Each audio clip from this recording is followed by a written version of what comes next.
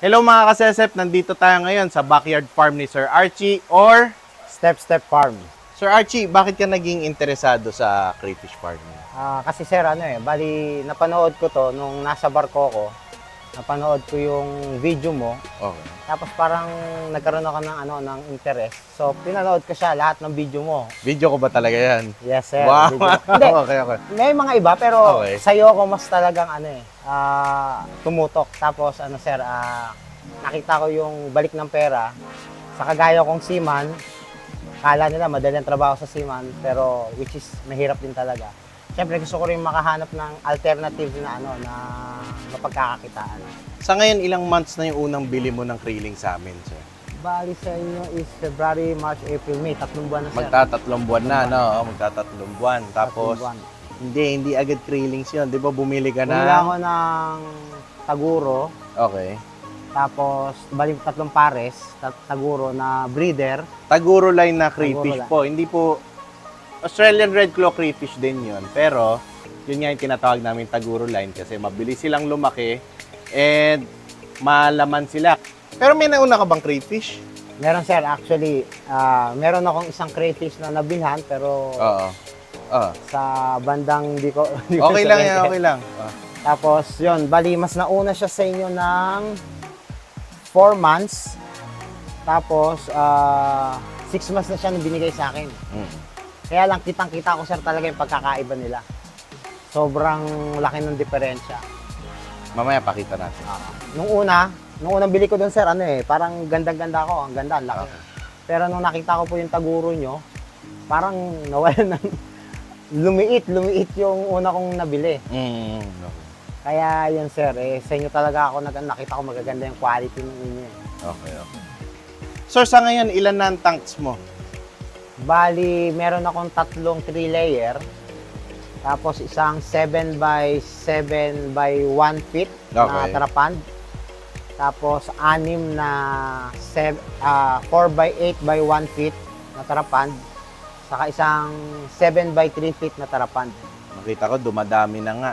Ito mo naman, paano yung style mo ng pag-purchase or yung strategy mo sa crayfish farming natin? Ang strategy ko sir is monthly bumibili ako sa inyo ng na crayfish. Okay. Para Kraylings. Kraylings. Okay. Para once na lumaki na siya, every month meron akong pambenta Harvest, oo. na harvest. Kaya every month nabili po ako sa inyo.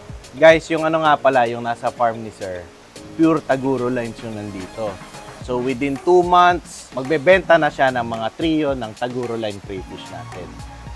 Yun ang suporta natin sa kanya, na ipapasa natin sa kanya yung sales ng imbis na sa farm natin bumili kapag may mas malapit kay Sir, sa kanya nabibili. So, sure ang ROI ni Sir. And anong gagawin mo sa mga sobrang crayfish mo? Sa lalaki, kakainin. Kakainin tsaka? Titikman. Oo.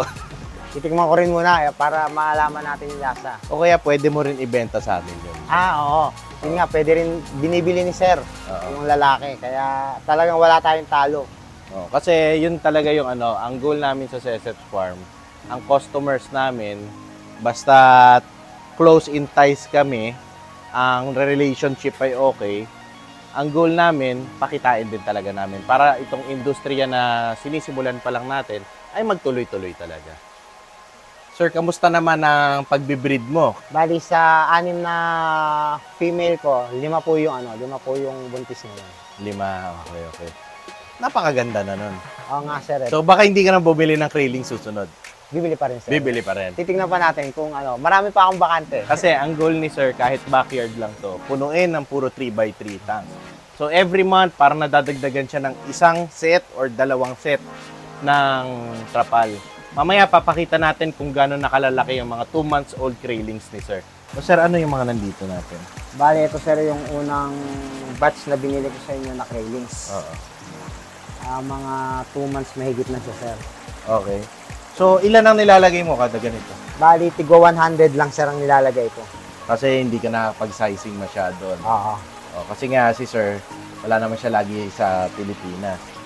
Pero sa ngayon, ang mga nandito nasa 2 inches o 2.5 inches na yung nakikita ko. Oo. Malalaki, nagulat nga ako Ang laki na Isang buwan lang ako nawala. Pagdating ko, malalaki na. Isang buwan, in 1 to 2 months, pwede na silang ibenta. Malapit na silang mag-breed. Sir, nawasa gamit mo, di ba? Opo, So, sir. explain mo nga muna to, paano, Bali, kasi, yun nga sa mga napag-aralan ko sa video nyo, sir, kailangan, condition muna natin yung tubig. At ano sila sa ano sa chlorine. So, kung galing siya sa lawasa, masyadong mataas yung content ng chlorine niya. Ang naisip ko is, eto, mag-stock ako dito ng tubig, tapos yan, lagyan ko ng maraming mga aquatic plants para makondisyon po siya and ready na siya dun sa mga crayfish ko. So, sir, ito yung bagong tangke mo, no? Ito yung bagong tangke. Bago ako bumaba ng barko, pinatira ko na to para pagdating ko, ready na siya. Pinatira. Ay, sorry, sir. So, ito, dito natin lalagay. Kasi nag-deliver din kami ngayon ng krillings kay sir. Ito, meron siyang order ulit. So, ang ginagawa ni sir sa ganito, tig 100. Okay na, gano'n muna ng tubig. Yan. Kumusta naman, sir, ang experience mo sa Seseps Farm? Actually, sir, napaka-accommodating nyo, sir.